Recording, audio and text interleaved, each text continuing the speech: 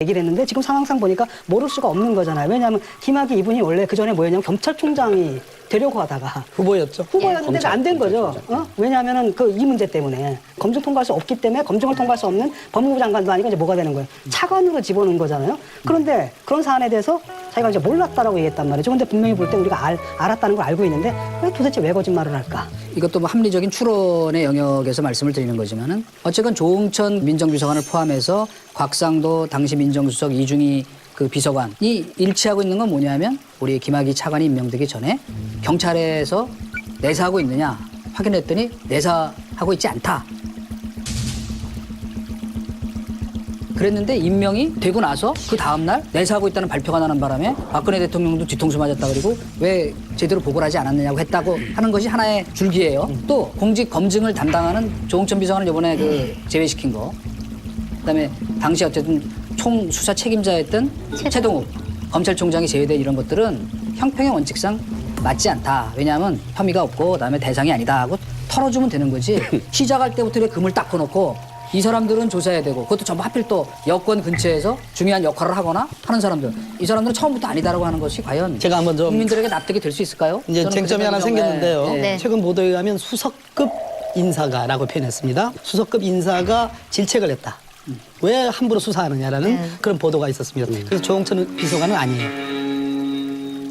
청와대 공직기강비서관실은 고위공직자를 검증을 할 때 대체로 적합 또는 부담 또는 다소부담 이런 분류를 합니다. 다소부담 같은 경우에는 여러 가지 눈치를 보는 경우인데 조응천 의원은 아직 정확하게 표현 안 합니다만 검증 보고서를 분명히 보고했다라고 얘기를 하고 있습니다. 근데 그 검증 보고서가 어떤 내용이냐. 적합이 아니라면 전 조응천 의원은 저는 클리어된다고 큰 문제가 없다고 봅니다. 또 조응천 의원이 직접 그 당시 비서관으로서 경찰한테 이거 하지 마 저거 하지 마라고는 비서관의 직책상 저도 뭐 민정비서관 했으니까요. 민정 2비서관 법무비서관 했으니까 그건 불가능할 겁니다. 그건 수석이 결정할 문제일 거고요. 그다음에 최동욱 검찰총장인데 사실 최동욱 검찰총장의 그 사생활과 관련된 것이 일찍부터 진행이 됐어요. 치밀하게. 그러다가 9월 달에 모신문에 터졌고 바로 한 20일 만에 그만뒀어요. 그리고 이 수사는 아까 최동욱 검찰총장이 그만둔 지 한 2달 뒤인 11월 10며칠에 이게 무혐의가 났거든요. 그랬을 때 최동욱 검찰총장이 여기에 개입할 만한 여지가 없었을 겁니다. 정신이 없는 본인 알죠? 얼마나 그게 엄청난 사태였다는 거를. 제가 봐도 뭐 지금 박 의원님 말씀이 논리적이에요. 네, 논리적이에요. 그런데 그럼에도 불구하고 괜한 오해를 불필요한 그렇게 되면 나중에 수사 대상으로 하더라도 다 면죄부 받을 거 아니에요? 내 말이 그 말이에요. 그런데 이걸 미리 뺨으로써 불필요한 오해를 불러일으켰다라는 점에서 저는 별로 이렇게 세련된 방법은 아니었다라고 보는 거예요. 네, 진술이 안 나왔다고 얘기를 하는 다 같이 통으로 해서 실체를 밝혀주십시오 라고 넘기면 과거사위원회는 그냥 빠지면 되는 거거든요. 그냥 통으로 한다는 게 아니라 이렇게 구체적으로 지적을 하고 또 근거를 제시해야 되는데 예를 들어가지고 최동욱 총장이나 아니면 이제 조응천 이분에 대해서는 사실 구체적인 어떤 진술이 나온 게 없는데 또 넣기도 좀 뭐한 부분이 있잖아요. 그러니까 누구를 넣겠다 이렇게 할 필요가 없었던 거죠. 어차피 수사가 시작돼가지고 필요하다면 부르겠죠. 그건 큰 문제가 아니라고 좀 생각하고. 근데 여기서 게 아니고 그렇게 이첩을 했는데. 잠깐만. 여기서 저는 이제 이 사건이 왜 일어났을까 할 때 굉장히 이상하거든요. 왜냐하면 이런 게 동영상에 돌고 그게 그냥 당장 나온 것도 아니고 아주 오래전부터 나왔고 검찰총장 임명하려고 했을 때부터 이게 문제가 돼가지고 저를 못하고 뭐 이랬단 말이죠. 그리고 상식을 가진 사람이라고 한다면 아무리 이거 사실 나온 게 다 낙마시켜야 되잖아요. 근데 왜 낙마를 못 시켰을까? 민정수석부터 인사수석부터 아니면 검찰 등등등등 이거 설명해 주신 거 딱 하나밖에 없어요. 이 대통령의 뜻이거든요. 그럼 대통령의 뜻 왜 대통령이 왜 이런 어떻게 보면 합리적이지 못한 결정을 내렸을까? 그럼 딱 생각나는 사람 한 사람이 있는 거예요. 그러니까 뭐 우리 이제 추론과 뭐 이런 걸 갖고 하더라도 너무 많이 나간 얘기는 하지 맙시다. 그러니까 박관철 씨가 그 얘기를 했고 그다음에 또 다른 사람도 이제 증언이 2개가 나왔잖아요. 사실은 그렇죠. 윤중천 씨도 그 지인한테 그렇게 얘기를 했다 그러잖아요. 이 사건에 지금 최순실이 있다라고 얘기를 했고 그다음에 옛날에 그 박관철 경정 같은 경우에도 최순실이 있다라고 얘기했고 그러니까 복수의 이 사람으로서 이게 나왔고 진술이 나왔고 그다음에 아구를 맞춰봐도 여기 딱 최순실이 있어야지 이 모든 이 혐의가 설명이 된다는 뭐 거죠. 최순실을 합리적으로. 가봐라 뭐 이거 없지만 우리가 뭐 보도 나온 거 전문을 갖고 그런 식으로 얘기하면 곤란하고 어쨌건 내가 분명히 얘기할 수 있는 건 이거예요. 과거사위원회에서 곽상도 그다음에 이중희 뭐 이런 분들만 딱 집어서 하고 같이 조사를 할 수 있는 사람들 안 했느냐 하는 거는 그건 충분히 합리적 의심을 할 수 있는 게 뭐냐면 사실 과거사위원회에서는 이 사안에 대해서 검찰의 재수사가 필요하다고 얘기하면 끝나는 거예요. 꼭 마치 청와대 대변인이 구속영장 청구 전에 가이드라인 주는 것 같은 그런 부주의하고 경솔한 발언한 거고 비슷한 거예요. 이거는 사실은 정상이라면 그냥 재수사 넘기면 돼요. 그러면 거기서 알아서 조사해서 털 사람 털 거 아니에요. 근데 백도로 돌아갑니까? 또 이렇게 왜 백도야? 그러니까 같은 맥락이다. 이거. 자, 오늘 그래서 끝까지 같은 맥락이다. 아까 진 교수님 말씀해 주셨는데 김학의 전 차관의 이런 의혹이 굉장히 오래됐고 누가 봐도 상식적으로 낙마가 됐었어야 함에도 불구하고 차관에 임명이 된 것. 거기에는 분명히 저 윗선에 청와대가 있지 않겠느냐 그 말씀을 해주셨잖아요. 지금 그 수사 외압 의혹이 바로 이제 그쪽으로 향하고 있는 건데 그럼 이 수사가 당시의 민정수석실과 청와대까지 이루어질까요? 그러니까 1차로는 부실 검증 그 자체 또 그럼에도 불구하고 김학의 고검장을 차관으로 임명한 것까지는 아마 대통령의 임명권 아까 우리가 말씀드린 그 맥락에서 설명을 할 수 있을 겁니다. 근데 가장 큰 문제점이 뭐냐면 경찰이 이 부분을 이제 수사를 본격적으로 착수를 해요. 김학의 차관이 임명된 뒤에 타단이 나가지고 폭로가 된 뒤에도 이제 수사가 진행되는데 당시 경찰청장이 김기용 청장이고요. 근데 그분이 다 유임될 거로 다 예측을 했는데 갑자기 딱 잘립니다. 네, 잘리고 나서 그 다음에 뭐 제가 실명을 얘기 안 하겠습니다. 다만 성은 아마 처음 얘기할 것 같은데요.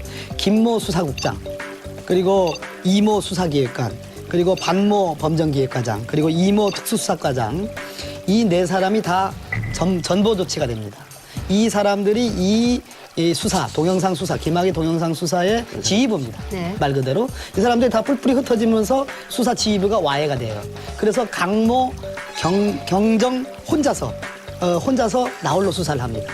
그 혼자 수사를 해가지고 7월 18일인가 7월 17일 날 소위 이제 특수강간 혐의로 검찰에 송치를 합니다. 이 수사팀의 해체, 이거는 직접적으로 물리적으로 행사한 거잖아요. 이건 인명권의 문제를 떠나서 수사팀이 수사 의지를 갖고 있고 수사 혐의가 있고 단서가 있는데 그걸 못하게 한 거니까 이 부분은 굉장히 큰 범죄가 직권남용의 큰 범죄가 성립이 될 수 있고 이거는 진상규명이 1차적으로 해야 되는 그렇게 되는 상황이죠. 예. 이번에 재수사를 또 우선적으로 해라 하는 부분이 특수강간 혐의가 아니라 지금 뇌물 혐의로 뇌물 혐의라는 거죠. 옮겨졌기 때문에. 그러니까 이제 1차 무혐의와 2차 무혐의가 이 성폭력에 한정돼서 수사를 했고 1차 무혐의는 피해자를 알 수가 없다. 특정할 수가 없다. 2차 무혐의는 피해자 본인이 고소했으니까 피해자는 누군지 드러났어요. 근데 그 사람 말을 믿을 수가 없다. 이렇게 빠져나갔어요. 그래서 과거사 진상조사위원회에서 지금 수사 권고를 한 내용은 뇌물을 수사해라. 윤중천이라는 사람이 김학의 차관한테 돈을 줬다고 하는 시기가 2012년도까지입니다. 2013년 그 여름에 그때 송치될 때 역시 구속 기소가 되는데 내용은 그냥 경매방해 그리고 개인정보보호법 위반 정도로 기소가 됩니다. 그런데 그 당시에 윤중천의 주요 혐의는 사기, 배임 이런 것들이었습니다. 거액에. 그런데 그 부분은 완전히 기소가 되지 않아요. 제가 알기로는 아마 대출권과 관련해서 윤중천이 대출권과 관련된 건 다 배임입니다. 배임족 그 대출 조건을 갖췄느냐 이것이 굉장히 중요한 건데요. 그랬을 때 큰 덩어리는 제가 보기에는 수사가 안 된 것이 아닌가 하는 생각이 드는 거거든요. 네. 사실은 그 당시에 이걸 단순한 성접대 사건으로 시작을 하는 바람에 이게 그 큰 진상이 잘 규명이 안 됐다고 봐야죠. 아주 상식적인 거지만 왜 사업을 하는 사람이 권력을 갖고 있는 사람들한테 접대를 하겠어요. 그렇죠. 그거는 이해관계가 있고 분명히 그 유착에 무슨 원인이 있을 거 아니에요. 목적이 있고. 그러니까 그 고리를 조사하려면 관계된 사람들의 금융계좌나 오간 돈을 추적하는 것이 지극히 당연한 수순임에도 불구하고 그게 안 됐던 거거든요. 네. 근데 뭐 공소시효 얘기도 하지 않았습니까? 그 문제로 인해서 이게 뇌물 혐의로 바꾸는 것이 오히려 수사를 진척시키는 데 유리하다. 물론 뇌물 액수가 이제 1억이 넘으면 공소시효가 15년이 돼가지고 넉넉히 들어와요. 근데 이 사건의 본질이 수사 외압, 축소, 은폐, 무마 이런 거기 때문에 이걸 밝히기 위해서는 처음부터 했던 과거의 최초의 수사 이 동영상을 찍은 것부터 시작해서 그거를 다 규명을 해야 돼요. 그래서 공소시효에 너무 이렇게 뭐 논리에 매몰될 필요는 없는 것 같고요. 네. 그래서 이 범죄는 재산범죄에서는 제일 큰 범죄예요. 배임이나 이 뭐 사기 같은 그 액수를 놓고 보면 그거는 특정경제 가중처벌 등에 관한 법률하고 특경가법이 적용되는 거거든요. 근데 이거는 사라졌어요. 2013년도에. 그래서 기껏 경매방해죄 그리고 뭐 개인정보보호법 위반으로 구속 기소가 됩니다. 그렇다면 이게 여기에 문제가 있는 거거든요. 아까 수석님 말씀하신 것처럼 돈의 문제가 없을 수 없는 거고 그리고 여성들을 그렇게 한 거에도 물론 여성들은 뭐 약물이나 여러 가지 뭐 이런 주장을 하잖아요. 성폭력의 주장하는데 그것도 있지만 왜 그렇게 하면서까지 상납을 했을까라는 거는 더 큰 문제잖아요. 더 근본적인 문제. 더 근본적인 문제. 그 두 가지가 다 투트랙으로 수사가 돼야 되는데 지금 윤중천의 이제 입에 달린 거예요. 근데 입에 달린 거는 그 당시 윤중천이 정말 가리고 싶어 했던 그 범죄를 수사함으로써 이 동영상의 실체가